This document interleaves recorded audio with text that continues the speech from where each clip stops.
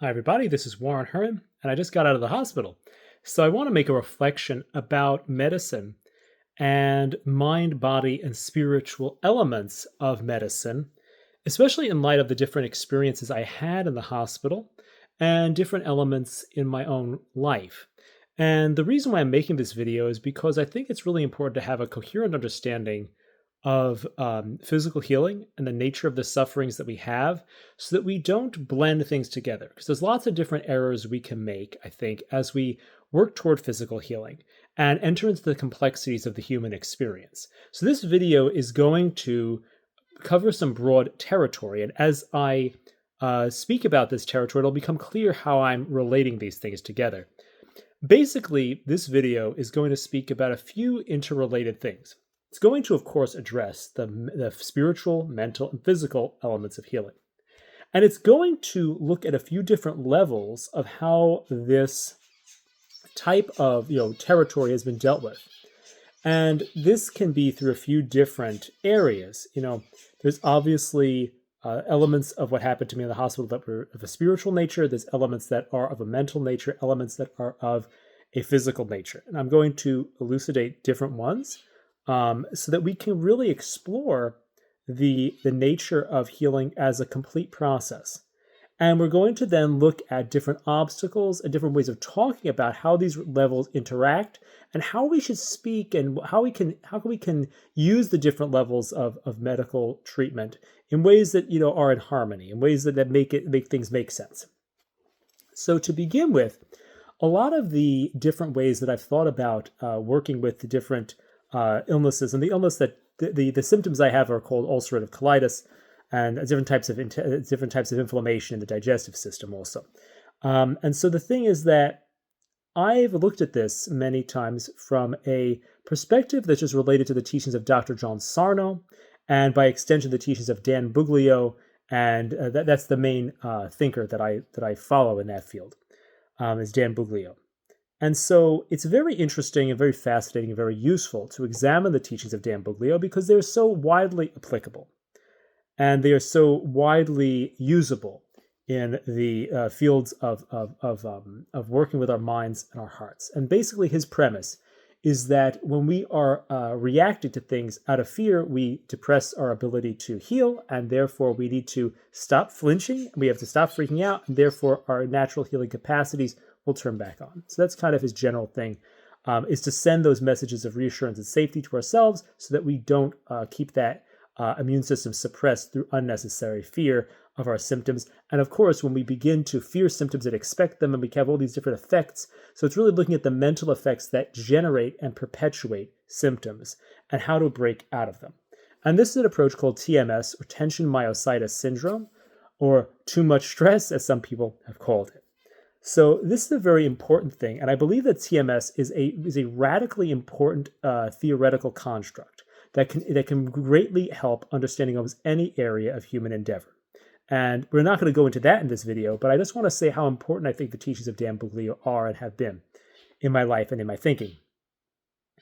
But I think there's some other ways of talking about the role of medicine in the TMS approach, and the role of how we talk about even how we do things from a physical medicine perspective in light of TMS. What I'm going to propose here is that, first of all, what is really necessary is a hypnotic sensitivity in physical medicine. Because the thing is, people will come to you and give you a certain diagnosis, but they will not realize that their words are not only information, but a suggestion. Because of our fallen nature as human beings, we don't just really receive information, we also receive the impact of that information. So if I say, you have a serious disease, that thing is going to lodge itself in the mind in a way that is damaging to the immune system because it creates a threat response. So the thing is, it would be better to say things in a calm tone and in a way that is, so right now things aren't great, but we're working on it and you'll be fine. That can say the same thing as, you have a serious disease. Like, you don't want to communicate the message in a way that is hypnotically insensitive. This is deeply important because we understand from research that the most obviously proven research thing is the placebo effect, because every study must fight against it.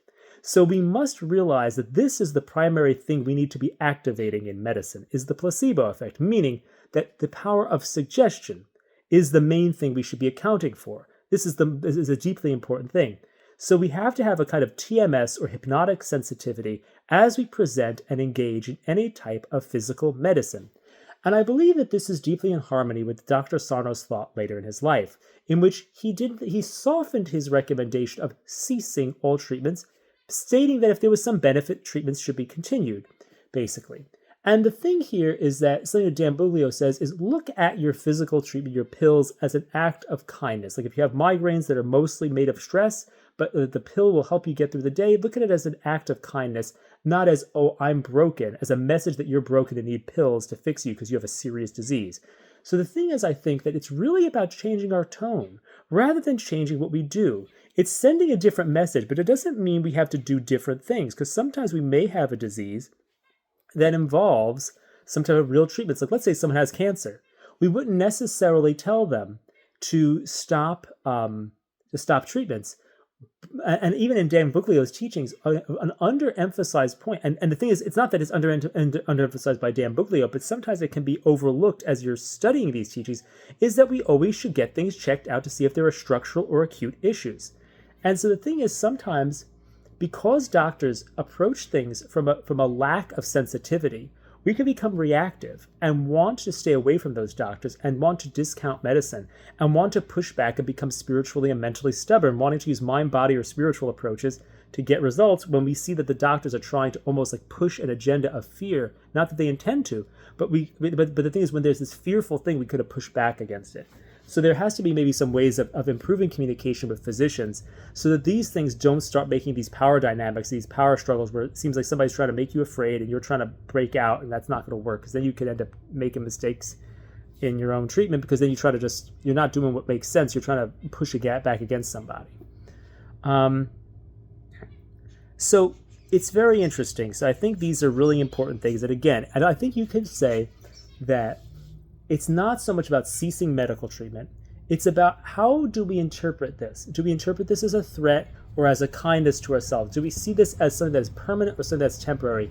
Do we see, what tone do we take it in? And I think that the tone that we take it in can make anything into a message of safety. And I actually think that this makes the TMS approach go all the way full circle. Because if there are certain things that are intrinsically seen as fearful, such as diagnoses, medical treatments, and things like that, then yes, to a large degree, we don't want to stick around, environments where we're hearing negative messages. But sometimes in our lives, we shouldn't conceive of everything that is medical as a threat. We shouldn't see it all as a threat, because then we may have to do it and then think it's a threat, and then that's going against the TMS approach, which is taking things as a message of safety, and not having nocebo effects or these other hypnotic effects be engaged to create neuroplastic pain.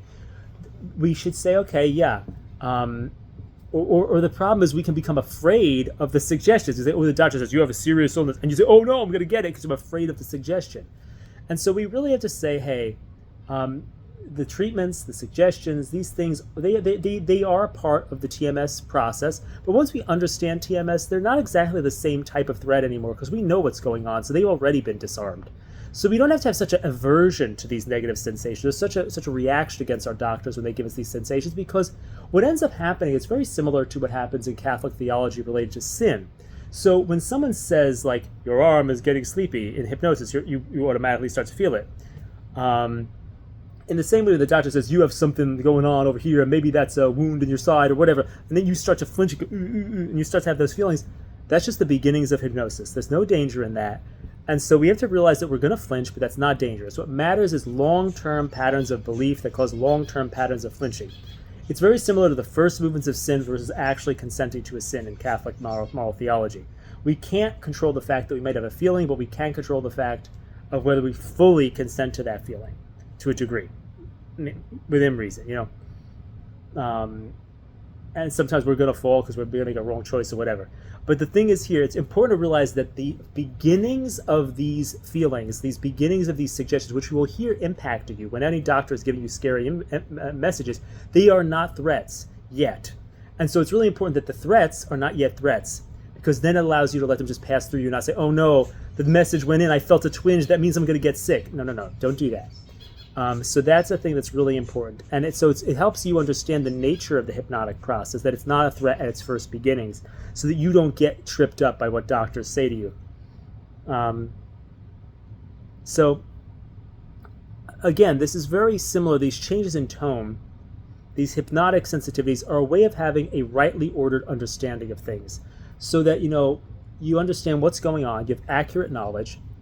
And another way of looking at this, another lens, is to think about the life of Saint Therese of Lisieux.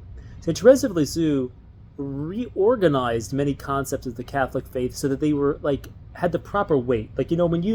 When in a high school or something, if you take classes that are college classes, they'll weight those classes differently in the average. But sometimes we kind of focus on extraneous things and forget about God's love. But Saint Therese puts a rightly ordered perspective on things. And in the same way, having this rightly ordered understanding of faith is very much the same way of kind of creating a rightly ordered way of talking in medicine. Truth, when told in the wrong tone, can have a negative effect. Like you could say, "Oh yes, you could have one mortal sin and be damned." Well, that destroys someone's confidence. Well, that's it's truth. It's maybe true, but it may not be profitable to emphasize that truth or the tone. It's like, yes, it could happen, but God loves you, and repent and love Him as much as you can. Don't make lies that make barriers, that clog up the mind, that hold you back.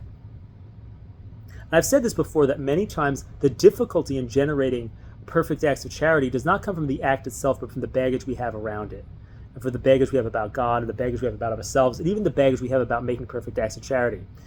So it's like, I think that it's really important to shed the lies, and because that's the thing that's really going to hold us back. That there is a real separation from God, and we have to correct that, but there's also a sense of separation. And those kind of go back in hand, and you need to work on both so that you can get the most out of your mind and your heart. So yeah, what's really important is that we have to be sensitive to the context, not only the content, but also not only the truth, but also the tone. So that's what I'm saying there. And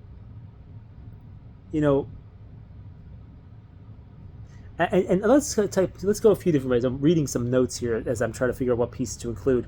So, we want to understand human nature in an orderly way, so we can understand how these effects work. And we can think about many fields having analogous elements. So, for example, sacraments and medical treatments are both for acute interventions. They're both ways of dealing with things. So, for example, I fall into mortal sin, I go to confession. You have a broken bone, you get a cast. It deals with these acute, not chronic interventions usually. But I want to really lay out a few things about human nature, and we want to make some assumptions about human nature here that are going to really help us order things and help us really understand how things work. Because a lot of these approaches have to be based on the order of human nature. So sacraments are primary, and sentiments are secondary. If you want to understand, so the actual meeting places with God in the Catholic faith are more important than the ways we feel about it. But sacraments purify our sentiments, and sentiments purify sacraments. So, for example, if I'm, as St. Thomas says, the graces are received according to the nature of the receiver. If I'm very faithful, if I'm very open, I'll get more grace than if I'm closed and indifferent. So the thing is, in this thing, the sacrament is primary. So if I receive the Eucharist with great devotion, I get great graces. But it's like, there's this order in the spiritual life there, but they both purify each other. They both purify each other. Like, hey, you can have great confidence in God, but then when you go to confession, it's solid, or whatever. So it's like these things purify each other, but there's a primacy of the sacrament over the sentiment. In the same way, mental is primary over the physical, and the mental purifies the physical, and the physical purifies the mental. So, for example, if you're so sick that you can't function, and then you're seeing, let's say with an intestinal problem, you're seeing the results of that, you're going to be discouraged. But as you take medicine that cures that, you then have more encouragement, and then it kind of makes a cycle where you kind of get out of there. Or if you relieve the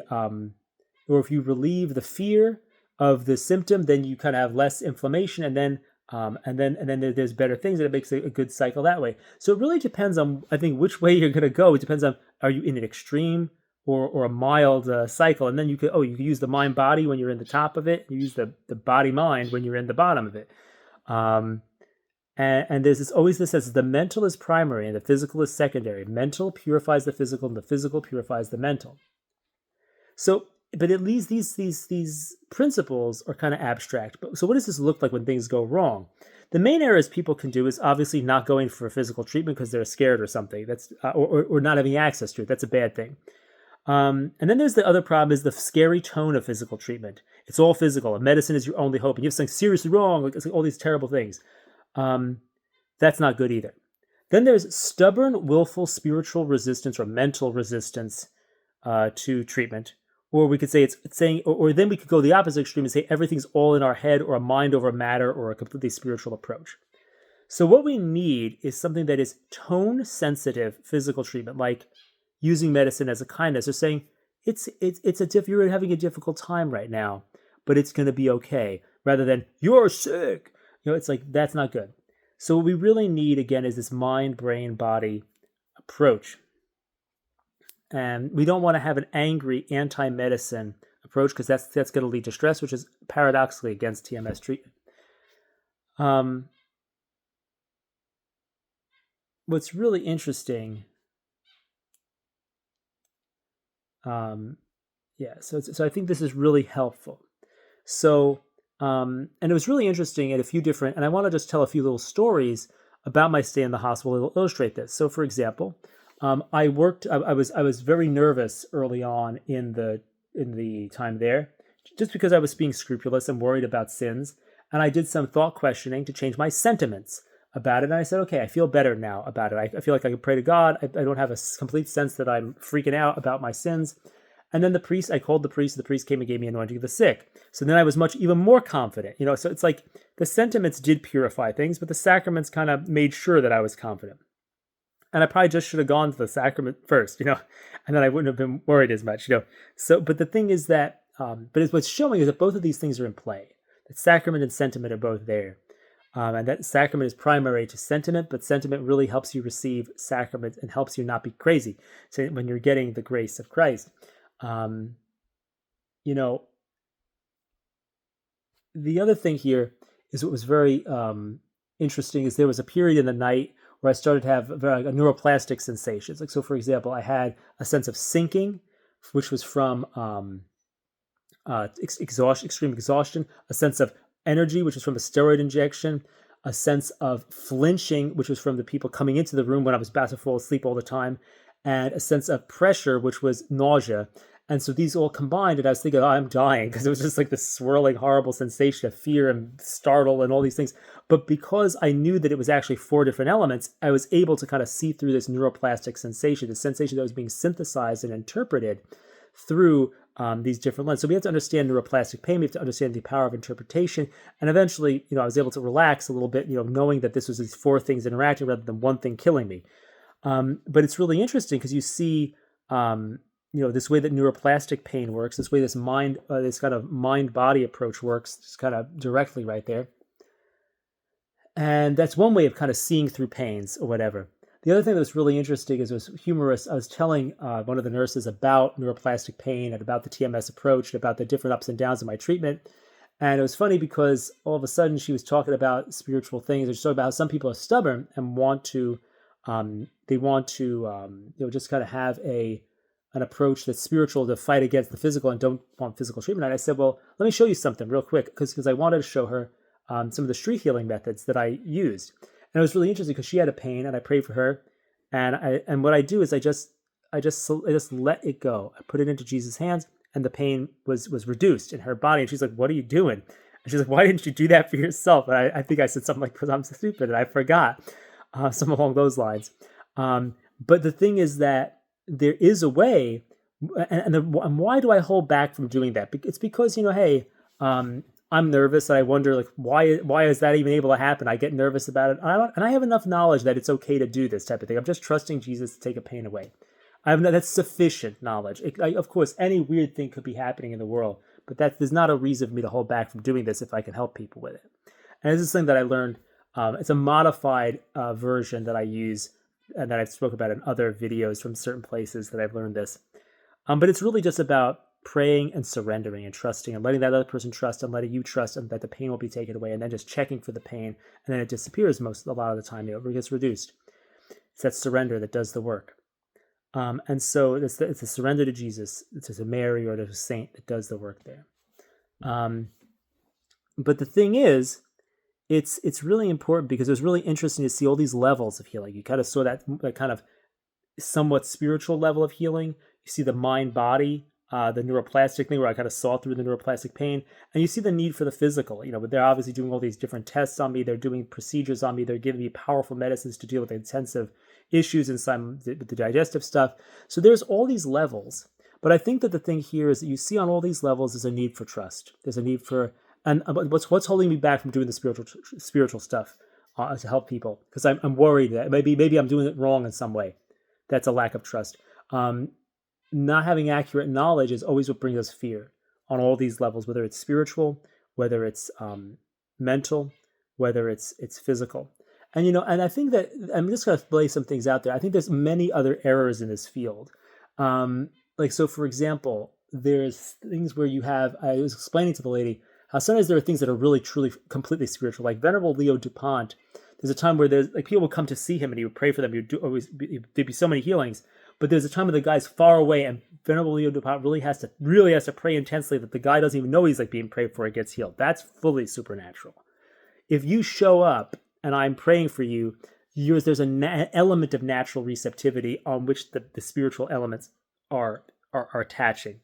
And there's nothing wrong with that. That brings us humility. That brings us humility because we realize that, we're not just having all this power that's only supernatural. It's also natural. It's also human. It's also the human trust. The human factors are also are a way. They're like the wave that the supernatural rides in on a surfboard. That's the image I'm using. Rides in on that wave. That's not wrong. But the thing is, we have to know what we're doing. We have to know that we're not just St. Padre Pio. We have to know that we're just not Leo Dupont. We're doing something that's kind of a little bit less. And then there's other ways. Sometimes I think in things like the charismatic movement, that mid-level gets really emphasized. So it's not necessarily the spiritual. It's this is kind of, I don't know, it's over here what I'm trying to do, whereas Padre Pio and St. Leo Dupont are up here, and the charismatic is over here. So I'm trying to say that there's many ways we can kind of go in this territory and kind of emphasize parts of it that are involved in healing, and they may not always be profitable because they may lead to problems. But I think that essentially what's happening across the board is that we want to avoid these different ways in which we have a confusing approach to healing, or ways in which we set up oppositions between the spiritual, the mental, the physical. Instead, we want to understand that we want to do all these things in ways that are sensitive to the other ways in which these things interact and mutually purify each other, ways in which we do these things in an ordered way based on human anthropology. And of course, in a world where we are saturated with the ideas of medicalism, so to speak, it's good to emphasize the TMS approach. It's good to realize that, it's good to really have an emphasis on the TMS approach, because that's what we need to really saturate our society with. But it also means that we need to not discount. We need to have we need to have a kind approach to medicine, to realize that we have to turn medicine into a message of safety, because we can't avoid our physical nature. So we have to instead communicate more safety, a much more delicate and safe tone in all that we do. Whether it's we ask our doctors not to use horrible language, like I said to one doctor, don't show me the pictures. I don't want to see the pictures of if I have some type of condition, I don't want to see a picture of it. That's gonna make me nervous. So the thing is that we want to be sensitive to our hypnotic nature, to the nature of our mind.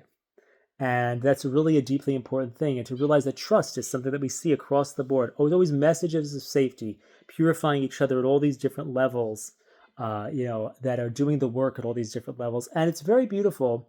I spoke to the lady, who was, I spoke to the lady who was there, and I was saying to her about that I had seen this by looking at the DARE response, looking at Dan Buglio, looking at Tom Loud.